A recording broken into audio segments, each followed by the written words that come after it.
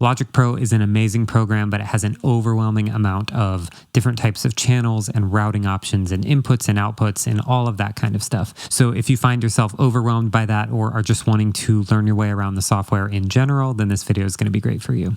Hey everyone, I'm Wilson Woodyard, a music composer and mixing engineer, and today I'm going to be explaining all the different kinds of channels and routing within Logic Pro. So hopefully by the end of this video, you'll have a confident understanding of all your different options as a music or audio creative and know the tools to get the results you want. I think that's all I want to say for my intro. So if you're new to the channel, thanks so much for being here. I hope you enjoy it. And for everyone who hasn't subscribed, please subscribe because it really helps the channel to grow. And I'm going to get started. So starting at the kind of baseline level, the most simplest type of channel or routing is just a channel. So all of these here are channels. And I'm sorry if you already know this. I'm just starting at just, beginner level, and we'll go up from there. So these happen to be audio tracks, which means they can have an audio region or like recorded audio. So if you have samples or my microphone, that is an example of recorded audio. The other type of channel is an instrument, like a software instrument. And so this is like your MIDI keyboard or synthesizers or anything that's triggered via MIDI. Other types of channels, you have drummer tracks. So these are, or session, I guess it's session tracks in Logic 11, but those are kind of your AI or, computerized musicians. So you have, I have Logic 10, so it's just a drummer and a percussionist, but in Logic 11, you have the bass player and the keyboard player as well. So that's an option. It's not quite MIDI, but it's the software triggering MIDI. And I'm going to move quickly through that kind of stuff. The other stuff is a little more specific, and if you're newer, I wouldn't recommend diving into it. But external MIDI is like, I have a synthesizer over there in the background. And so when I'm recording my synthesizer, you put in an external MIDI, and it'll send MIDI to your synthesizer and grab the audio back and record it. That's a whole nother thing. Guitar or bass is also just an audio track, but it loads up with an amp sim. So I never use that. I just use an audio track. So those are channels. Those are like your pawns in the chessboard. Those are like your basic building blocks of a session, right? I call these input channels, right? They're something that sound comes into or is generated from. So input channels, that's like where the sound starts. So a couple other things to look at on, input channels. There's always an input. So for your audio tracks, your audio input channels, there is some sort of input. So for me, I have my SSL interface in a Focusrite that's sending channels via ADAT. So I have 16 channels that I can use, and whichever you select is where you get sound from, right? So my microphone is on one, and I have that labeled SSL Vox. And so if I arm this for recording, you'll see me talking right there. So that's, input channels, audio inputs. If it's a software instrument, then your input up here will come from any plugin. So if you use Ultrabeat or the Vintage B3 or any number of third-party plugins, that is what your input will be. From there, there's an aux. Now an aux can be basically an auxiliary input. So it's not necessarily generating sound, but it is receiving sound from somewhere else and processing it somehow. So a good example of that is if we add a reverb. And already when you try to add a reverb, you run into something called a bus. And so this confused me for like 5 years. Buses and auxes are different things. A bus basically delivers you to an aux, right? So if you think of like a public transit bus, that's going to deliver you from point A to point B. That is what these buses do. So the buses inherently are not a channel. It's a way to get to a channel. So if I select bus 1, now we have a send to bus 1. Let me put this on something more important, like the snare. Okay, bus 1. And you'll see right there, it says bus 1, and it's delivering to aux 1. So the bus is just that transit, that pipeline that gets you to the aux or the auxiliary channel. So then if I scroll way over here, you'll see a new channel has popped up, but it's not an input channel, it's an aux channel, and it's labeled aux 1. And you can see here on the input, this is set to bus 1. So we have a basic channel over here that is generating or getting signal from an audio file. In this case, it's an audio track, so it's getting signal from this snare, right? And we can send that via the bus over to an aux channel. So basically this channel is getting audio in, sending it through bus 1 over here to this aux that is receiving signal from bus 1. So it's a whole pipeline you can track and trace. Auxes, you can do a number of things. You can put like a reverb on it. So I'll just do that. I'll use chroma. So now we have a reverb. We'll call this snare verb, right? And we can blend this up and down to taste. Now you'll notice, even if I turn this all the way down, you still hear the snare. And that's because we sent it via a bus. The original snare track here, you'll see where it says output, this is still going to the stereo output, which is what you're hearing.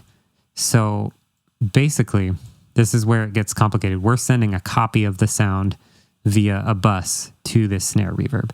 So it's not just going there. It's basically, coming down, stop A, bus A, bus stop, if you want to call it that, goes over to the aux, but the original channel still goes to the stereo out, which is right here.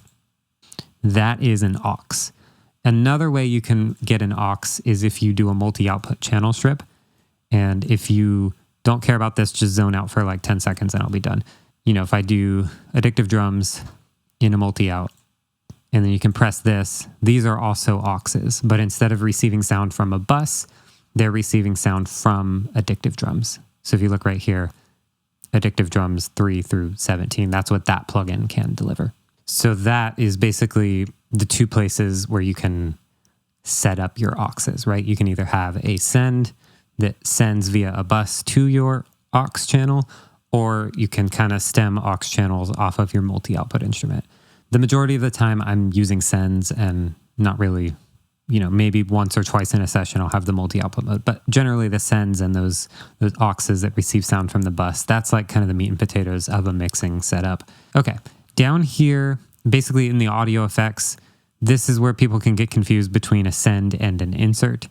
Basically, the audio effect affects everything and the audio passes through it. So if you think of a pedal on a pedal board, like a guitar pedal, all your guitar sound goes through that pedal and is affected by that pedal. Whereas send is like the bus or aux send on a console where you're sending a copy of that sound elsewhere. So if I come here and put something on the snare channel, like an EQ, that shows up as an audio effect, as an insert. And then that's going to affect both the snare and the snare reverb because of the way the audio flows downstream, if you will. So if I roll off all the highs, basically you'll hear that copied in the reverb. Right, so the reverb is rolled off too. And then if I turn that off, then the reverb gets that EQ effect as well. So that's basically the difference between audio effects and sends. The other thing that gets confusing is the output.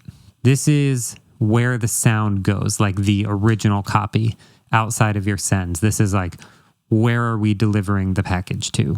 It's not like the stops along the way. It's like the final end of the line kind of thing. And so by default, when you open any track or project, it's going to go to your stereo out, which is the main thing right here, main stereo out. This is what you're hearing most likely, stereo output, your main output. But you can change it. You don't have to send to your stereo output. So one of the common uses for this is like a drum bus. So I'll set that up. Let me kind of clean this up real quick. Okay, so all my drums here, I have drum effects, kick, snare, all the toms, hi-hat, all the way to parallel. This should be all the drums. Hopefully they're not too loud. All the drums. Okay, right now they're all going to stereo output. See that? But we can change all these to anything else. So to send it to a bus, which is going to create an aux, and bear with me. So I'm going to create bus 2. So now all these are going out to bus 2. They're no longer going to the stereo output, but you're still going to hear them. If we come over here, now we have an aux 2. So we're going to call this drums. And you'll notice this aux 2, this aux channel, is receiving sound from bus 2. So it's receiving the audio, the stream, the delivery, whatever you want to call it, is coming down bus 2 and going through this channel, and then this channel goes to the stereo out. So it automatically is set up to route your things back to the stereo out because that's what you want to hear. And now this aux channel can process the audio, so we can put an EQ on it and roll off highs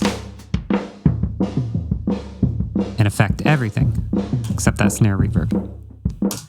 And this can also send to a reverb. And I apologize if I'm going too fast or too in-depth, but please ask any questions, down in the comments. So I can send this to snare verb. So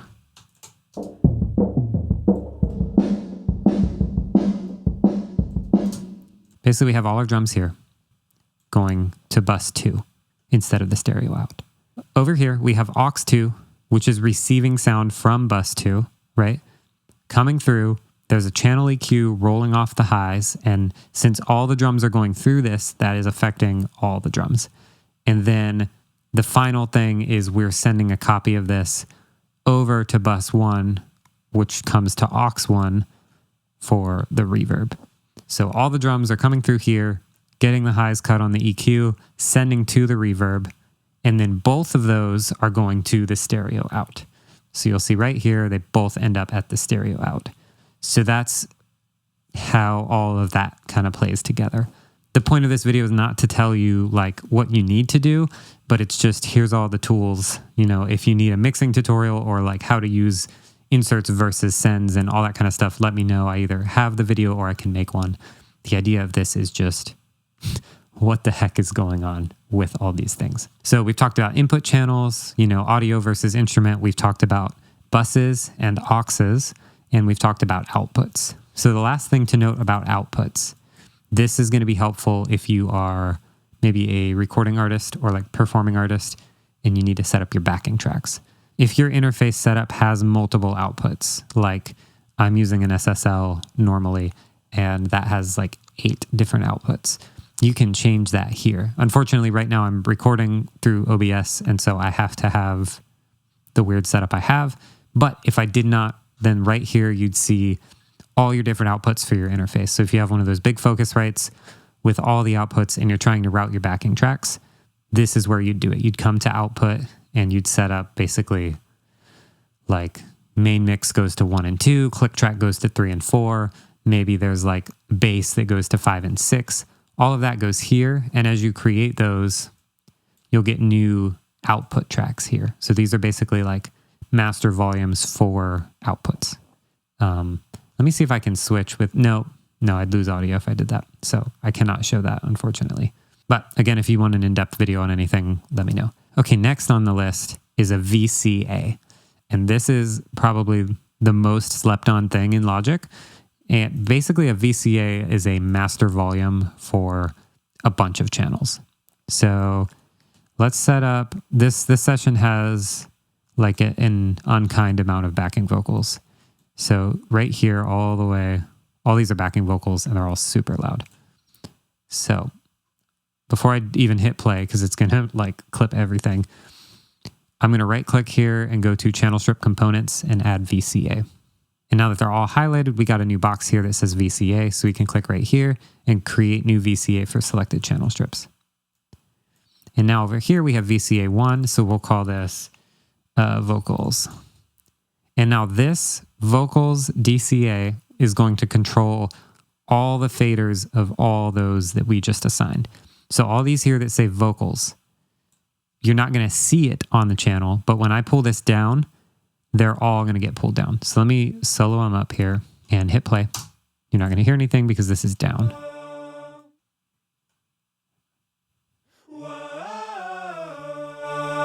So it's literally a master volume that's just turning all those channels up and down. So that is like a great way to turn things up and down very quickly. Let's make another one. So all the guitars here. Looks like a couple of acoustics, some electrics, some lead guitars. Grab all these, right click, new VCA. Sorry, not right click, just click the box. And this is going to be guitars. And you could actually just solo this right there. You don't have to go solo the channels.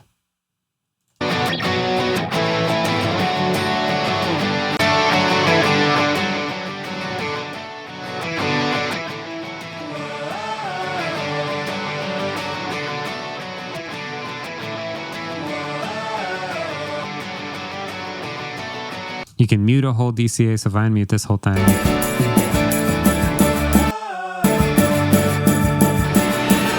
Like if I want no guitars.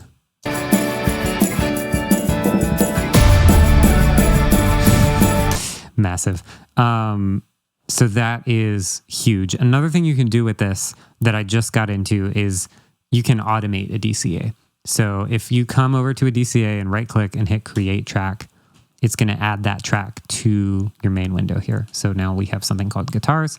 I usually like to put it near the guitars. So if, let's find where this main chorus hits. These effects are stupid loud. That's loud.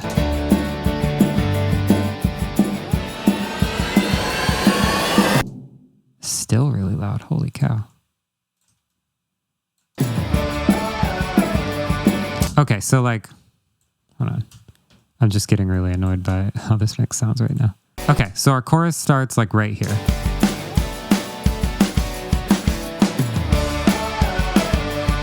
So right there, I want the guitars to get louder. It's the chorus, we want energy. So I'm gonna open up the automation window, and this right here is my VCA. And you can tell because when you click on it, you'll come over here and you don't have any like insert effects, nothing, because it's just the VCA. And you can automate this whole thing. So let's do something extreme. So, you know, before this, we'll just have like almost no guitars, and then it'll get really loud with the guitars.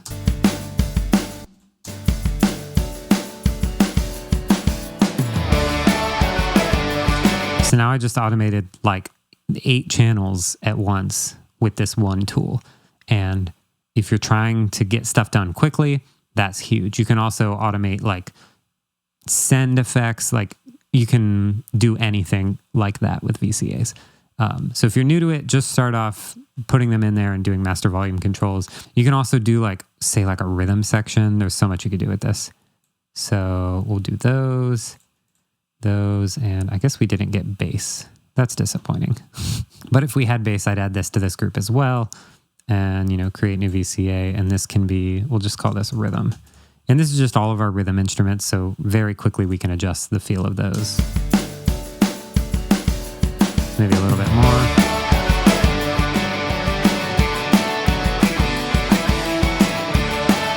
So that's the idea with VCAs. Just put a quick master volume on something and ride the faders like that. If you're used to mixing on a live digital console, you might already be familiar with DCAs.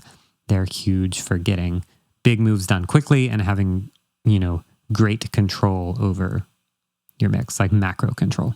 Okay, track stack. This is like a whole nother thing. It's kind of like a VCA, but then you have a whole lot of other options as well. So let's go to our drums again. So I'm going to select all these. You can see they're all selected in the main window. I'm going to right click and hit create track stack. So the simpler version is the folder stack. So I'm going to hit create, and it just makes a subfolder. So we'll call this drum all. And if you click this drop down, then you have all your drums.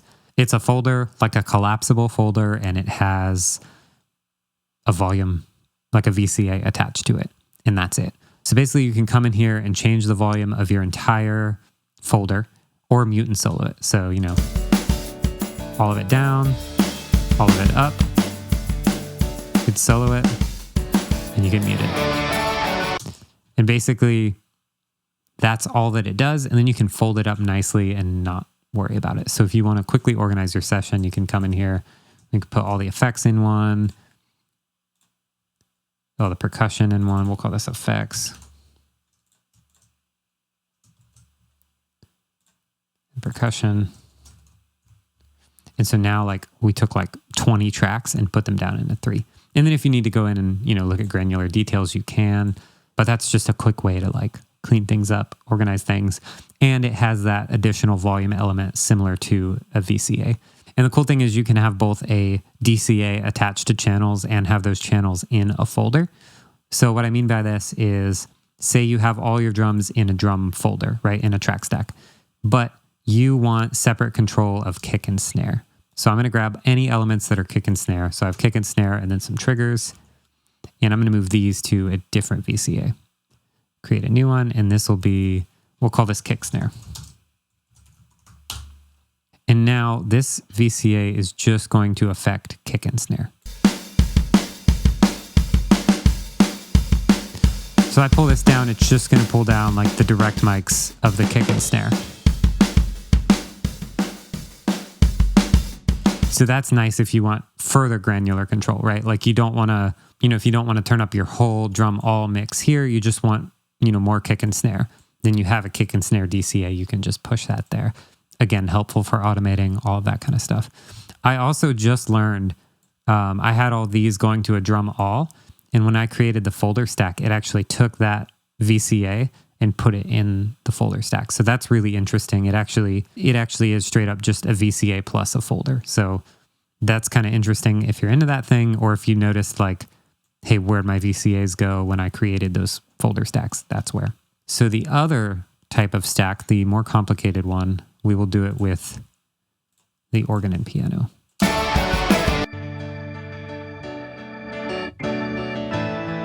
So I will create a track stack, but this time we're going to do the summing stack. And now this is basically an aux, a bus with a track stack. So like it automatically routes.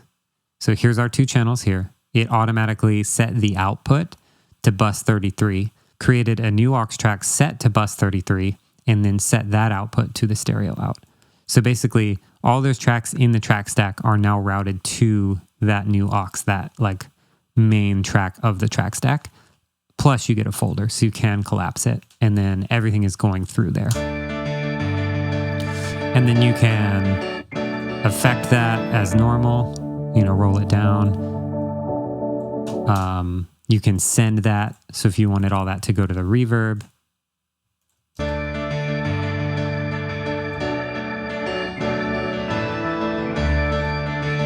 and it's all going there. So that is a track stack, both the folder version and the summing version.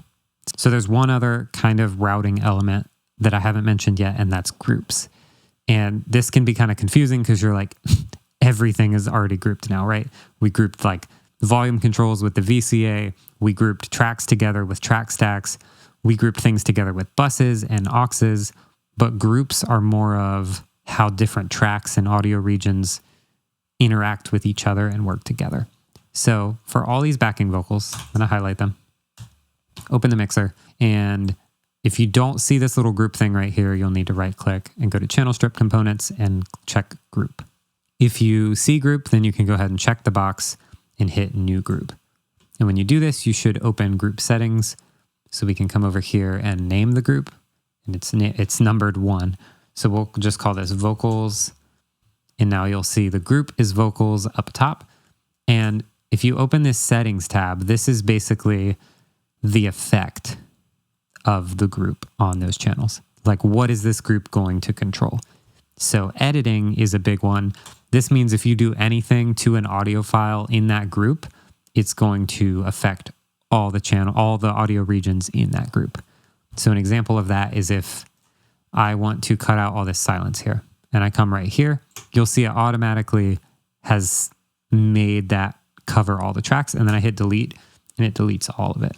Similarly, I can do a fade right here, and it just automatically fades all those tracks. So if you need to like edit large groups of audio together, especially drums, this is big, I'd recommend putting them in a group and turning on editing. This is big on drums especially, so if you have all your drums in a take folder, put them in a group and turn on editing so that when you change one comp in your take folder, like oh, I want the kick from this section, it'll change all your other drum mics along with it. Other things are a little more self-explanatory, like track alternatives. If you have alternatives, again, like maybe all your drums are in an alternative. So like you had a drum recording with sticks, and then you did a track alternate with brushes. We'll say brushes.